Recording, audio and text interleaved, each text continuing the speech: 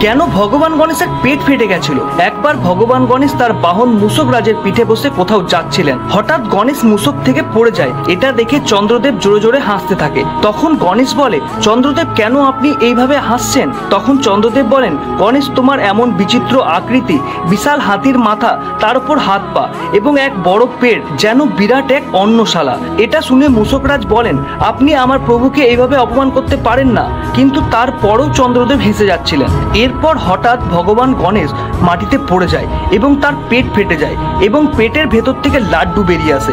এরপর সেখানে সকল দেবতা সহ মহাদেব এবং মা পার্বতী আসেন। মহাদেব রেগে বলেন, কে এই দুঃসাহস করেছে? তখন চন্দ্রদেব নিজের ভুল স্বীকার করে ক্ষমা প্রার্থনা করেন। মা পার্বতী গণেশের এই অবস্থা দেখে কাঁদতে থাকেন এবং তার অশ্রুধারা গিয়ে গণেশের শরীরে পড়ে এবং তার ফলে ভগবান গণেশ পুনরায় জীবন ফিরে পায়। ভিডিওটা ভালো লাগলে অবশ্যই চ্যানেলটিকে সাবস্ক্রাইব করে কমেন্টে ওম গণেশায় নমঃ অবশ্যই লিখবেন।